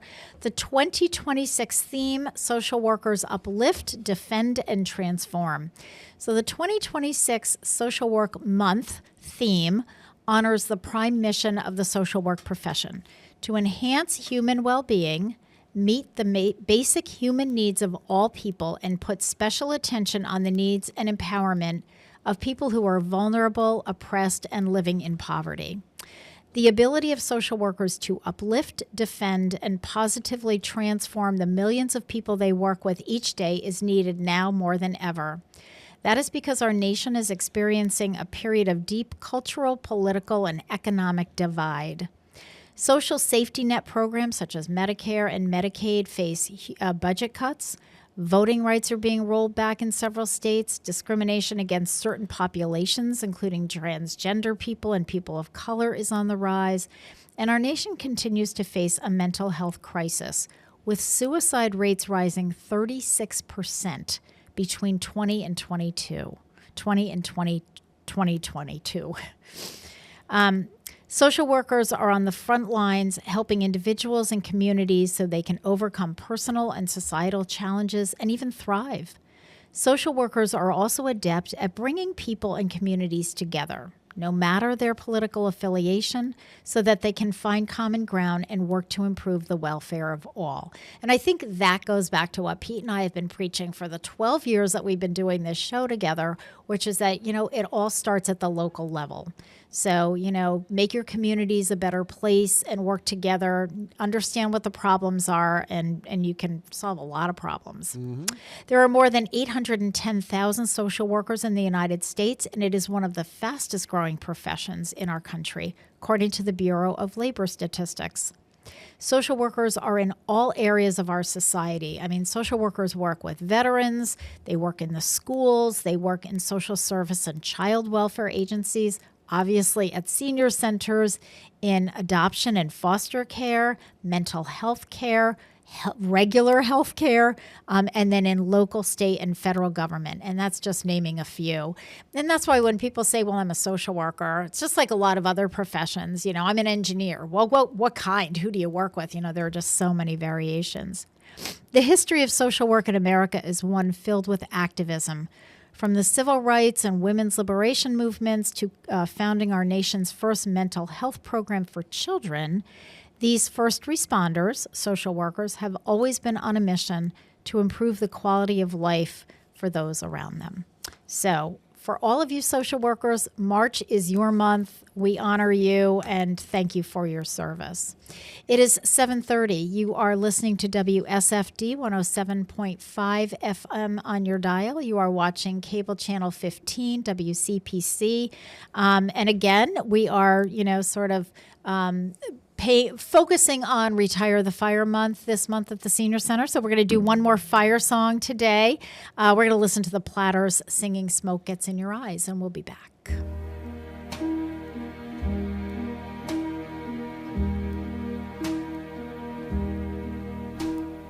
They ask me how I knew my true love was true.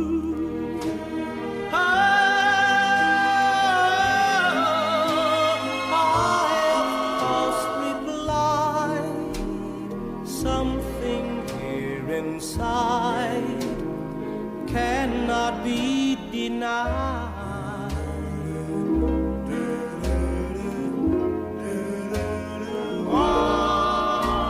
They said someday you'll find all who love are blind.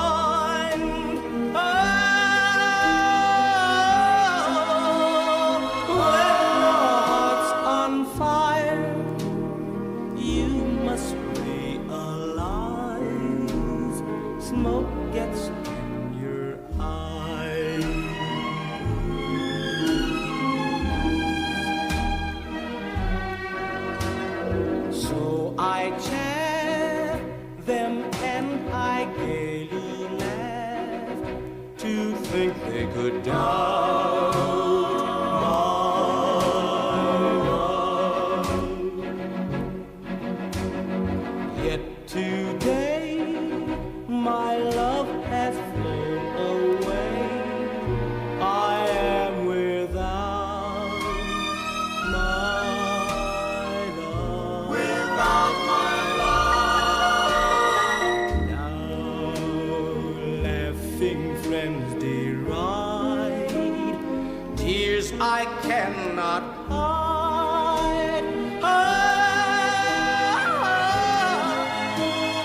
So I smile and say, when her lovely flame dies, smoke gets in your eyes.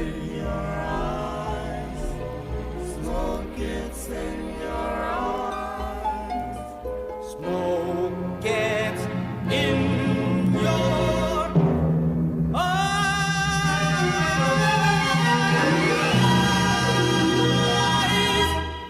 Support for community programming provided by Betts Plumbing and Heating Supply Company, an independent, family-owned wholesaler serving Westfield for over 50 years, specializing in plumbing, heating, and industrial piping supplies. Visit bettsplumbing.com or 14 Coleman Avenue, Westfield. Public welcome. Where will the superintendent spotlight shine next?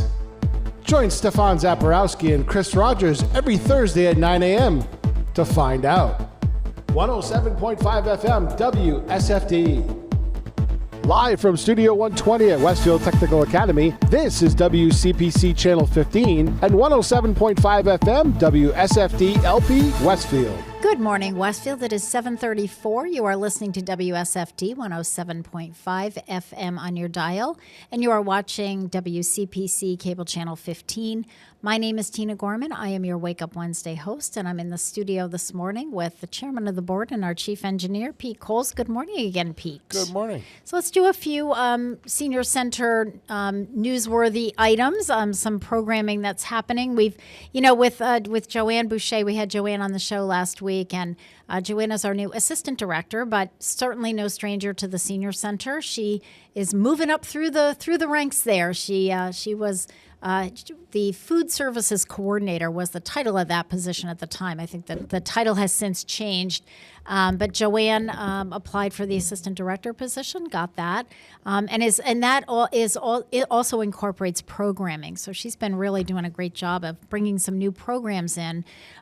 So we are every Wednesday afternoon from 1 to 2. We are doing Bingo Size, and Bingo Size is a 10-week program.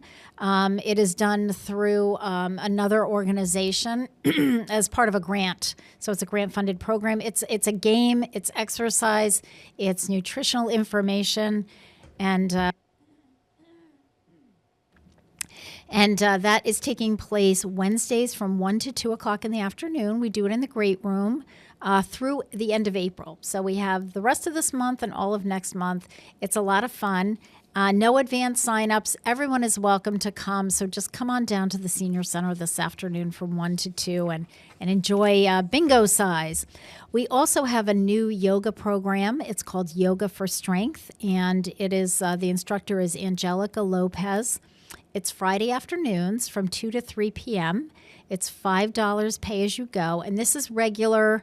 You bring your own yoga mat. This is on-the-floor yoga. So I just want to, emphasize that it's not one of our chair yoga classes. Terry Summers teaches those. Terry also teaches at the YMCA. But this is a completely different class. I know there are some staff and volunteers that have been taking this class and have invited me. Unfortunately, I generally have mimsy duty on Friday afternoons, but when track season's over for Gary, I'm going to see if he can cover for that so I'd really love to do this. And it is a drop-in. So again, you don't have to sign up in advance. Fridays from 2 to 3. And again, please bring your own yoga mat, okay? Starting tomorrow, we have a brand new program that I can tell you right now, I think every staff member has already signed up for this. So every Tuesday and Thursday now, we're holding what we're calling G&P's 2 for 2. So G&P stand for George and Pam. Those are our kitchen people, George Sfakios and Pam M, because I don't remember her last name, but it begins with an M. So George and Pam, 2 for 2. It's a breakfast sandwich and a cup of coffee for $2. Really? Where can you get that? Yeah, Nowhere, right? Yeah. And we're going to do that Tuesdays and Thursdays. It's available between 8:30 and 10:30 in the morning. You do have to sign up for this, just like you sign up for lunch. So you have to sign up no later than noon on the previous business day. So that means noon today if you want to jump in and get it tomorrow. And it was so funny because I thought on Monday, I said, I want to sign up because tomorrow's the first day we're doing it. So I was like, I want to sign up for the breakfast sandwiches because George and Pam make great breakfast sandwiches. And so when I went to sign myself up, I got into the computer, I went to sign myself up, I saw Mike Squindo signed up, Lynn Hilza signed up, I think Sandra signed. It's like all these staff people were signed up. It's like, well, we're not missing out on it. So, and you're going to make your payment at the greeter's desk when you pick up your coffee mug. So what will happen is typically now if you come and you want to have coffee, there's a 50-cent charge for that. So you pay them at the greeter's desk, you get a coffee cup and you take it into the great room and grab your coffee or tea and whatever goodies they have spread out for you. So this will be it's the same thing other than the fact that it's going to be $2 if you're on the list for the breakfast sandwich. So that begins on March 19th and we'll be doing that every Tuesday and Thursday and we're all pretty excited about that. And I can't wait till they add Wednesday because when I get done with this show, because I've been up since 4 a.m, I'm usually starving by the time I get there. So, all right, Tuesday, March 24th. So the 4th Tuesday of the month, we have ballroom dancing with Richie Mitnick. Again, no signups for this. These are complimentary sessions thanks to the Friends of the Westfield Senior Center who pay for Richie's live entertainment. and all are welcome to dance the afternoon away. We've really had some good participation for this. So when we started this last year, we were doing it quarterly just to see how it went. Very popular, in demand. So now we're doing it once a month, and it's the fourth Tuesday of the month, which is coming up March 24th next week. And again, no signups, so you don't have to worry about that. Just come on over, and the time again, 1:30 to 3:30. We also have next Thursday, so a week from tomorrow, we have our technology students from here at Westfield Technical Academy giving one-to-one lessons on how to use your, you name it, whatever you bring in, your smartphone, your laptop, your tablet, anything like that. They will teach you whatever you want to know. So my plea to you is, if you do not know how to retrieve your voicemails, if you do not know how to set up your voicemails, and if you do not know how to empty your voicemail box when it's full, please sign up for this, all right? So they will be at the Senior Center Thursday, March 26th from 9 to 11 a.m. And you do need to sign up in advance. And you do just need to let us know when you sign up what device are you bringing and what do you need help with, just so that we can give the students a heads up on that and they can be prepared to help you out. Also, on Monday, March 30th, we are having what we call a home fit program. This is the second one that we've done. We did one before the pandemic, so it's been, I think I figured out, it's been like 7 or 8 years since we've done a home fit. This is sponsored by AARP Massachusetts and Western New England University. We'll have Dr. Alexis Morin coming in. She is a assistant professor of occupational therapy at Western New England. And you're going to learn about, participants are going to learn about affordable house and apartment modifications to keep you comfortable, independent, and injury-free. And we are requiring advanced registration on this one, just because we're not sure what room we're going to put everyone in, and we just need to get a basic number so that we know where you're going to go. So that program is going to be Monday, March 30th. From 10 in the morning to 11. So it's 1 hour, 10 to 11 on Monday, March 30th. Bay State Hearing Aid Service will be at the Senior Center the next day, which is the very last day of the month, because they're the last Tuesday of the month, March 31st from 10 to noon. That's Jeff Halls. He will do an accurate hearing screening. He'll do an in-the-canal earwax inspection just to see if that maybe is your problem. He won't remove the wax, but if there's a lot of wax, he can let you know that so that you can talk to your doctor about getting that removed. He does cleaning. He'll clean the hearing aid. He'll do free minor repairs, including tubing replacements. And you do want to call the Senior Center for an appointment if you want to see Jeff when he's here. And then finally, that same day in the afternoon, Jen Jafune will be with us running our Diabetes Dialogue Support and Education Group. This month's topic is the importance of fiber, which she had that scheduled, I believe, for February. And she did talk about it on the show. But in February, I think we had a snow day and we had to cancel that one. So anyway, we're going to talk about that because she never had a chance to do that. And what she told me what she's trying to do now is when she chooses her topics, she's really trying to just do a topic that the group would like to hear about. So she has kind of thrown that out to them to say, what would you like more information about? And so they've given her a laundry list of things that they want covered. And she's kind of working her way through that list. So that's how she determines that. So, and that's always in the newsletter. Whatever the topic is for the Diabetes Dialogue Support and Education Group, that's in the newsletter on page 3. There will be a short article. And the other thing that I put in the newsletter monthly on page 3 is whatever the art group, the Art Unlimited class, whatever Carol Ceron is doing as her projects that month, that's in there as well. So that if people have a particular interest in something, they know what's what. And folks, I can only tell you this. Pretty much everything we do is in the newsletter. I mean, my motto, my policy was always when I was director, and Mike has pretty much followed through on this. If we can't put it in the newsletter, we don't do it that month. Somebody might come to us and say, I want to do a presentation. That happens all the time. I want to do a presentation or I want to do a lunch and learn or whatever. Can we do it in 3 weeks? And the answer I can tell you is going to be no, because it won't be in the newsletter. And anything like that we want in the newsletter so that people know what's happening. But here's the rub. You have to read the newsletter. And by the way, I don't call 10,000 seniors in Westfield and read it out loud to them, because I have people that tell me that, well, I didn't know anything about this. I said, well, it's in the newsletter. Oh, I don't read the newsletter. Well, then you're not going to know what's going on. I mean, it's pretty straightforward, folks. I can't do any better than put it in there for you.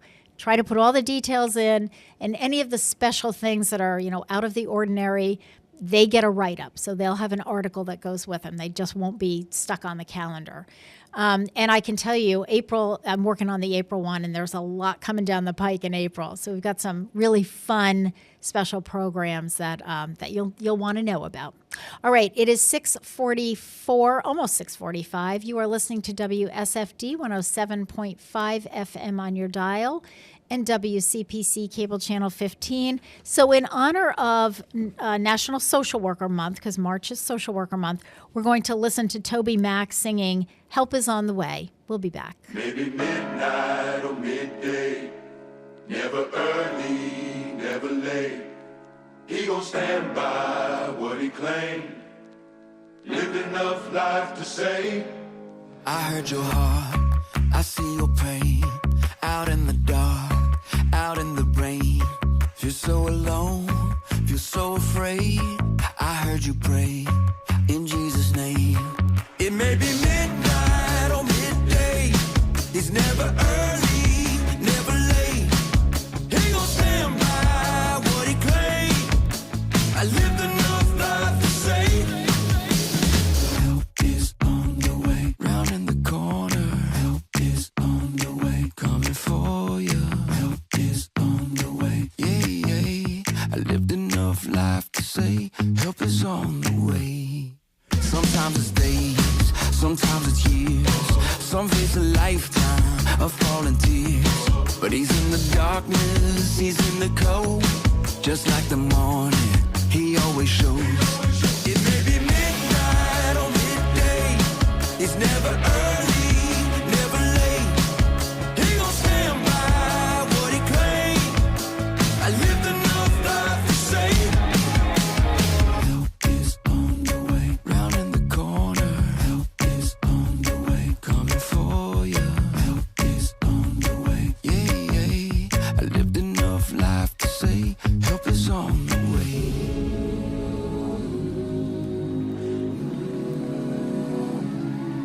Well, I've seen my share of troubles, but the Lord ain't failed me yet. So I'm holding on to the promise, y'all, that he's rolling up his sleeves again. Said I've seen my share of troubles, but the Lord ain't failed me yet. We'll keep holding on to the promise, y'all, that he's rolling up his sleeves again. Don't you know it? I can see him rolling. Help is coming. Yeah, it may be midnight or midday, it's never early, no, never late. He gon' stand by what he claimed. I lived enough life to say, it may be midnight or midday, it's never early, no, it's never late. He gon' stand by what he claimed. I lived enough life to say, help is on the way. Help is on the way, round in the corner. Help is on the way.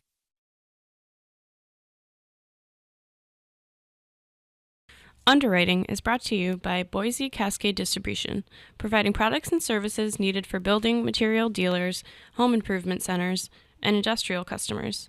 They offer everything from engineered wood and plywood to Drex decking and railing, James Hardy siding, and Advantech subfloor. Located at 33 Fowler Street Extension in Westfield and on the web at bc.com, they are committed to providing quality products, great service, convenience, and value. Join us the second Wednesday of every month for Joe Didi's take on, well, everything. Listen to The Joe Didi Show, second Wednesday of every month at 8 a.m. 107.5 FM WSFD. Live from Studio 120 at Westfield Technical Academy, this is WCPC Channel 15 and 107.5 FM WSFD-LP Westfield. Good morning, Westfield. It is 7:49. You are listening to WSFD 107.5 FM on your dial, and you are watching WCPC Cable Channel 15. My name is Tina Gorman. I am your Wake Up Wednesday host, and I'm in the studio this morning with the chairman of the board and our chief engineer, Pete Coles. Good morning again, Pete. Good morning. So March is also Multiple Sclerosis Awareness Month, and this is something we have never talked about on this show before, so I thought it was a good opportunity to bring it up. Most of us never think twice about how fortunate we are to be able to take a walk to the store, dance it up at a party, or just have a conversation with a friend or loved one over coffee. Sadly, there are many people who would give anything to be able to do those things independently and without pain.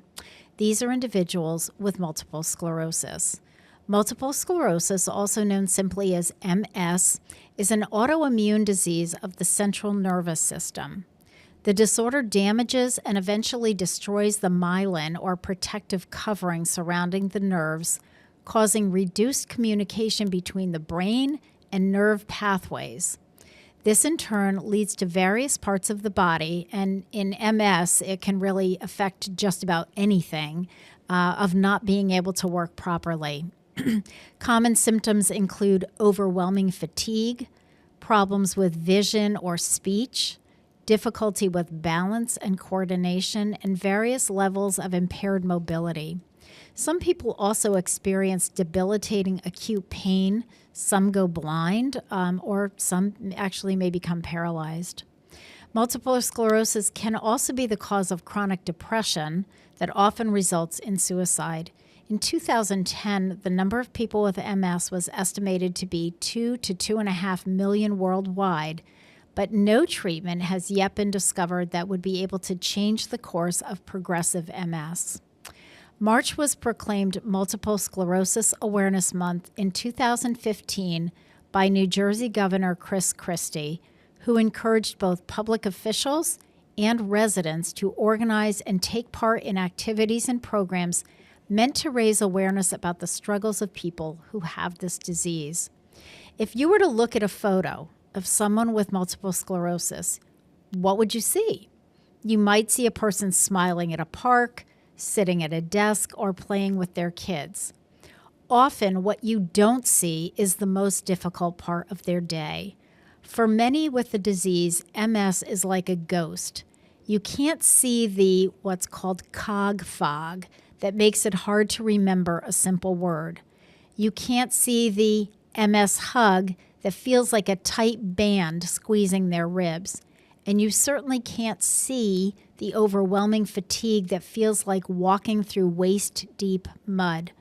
Because these symptoms are hidden, friends, family, and even doctors sometimes misunderstand them.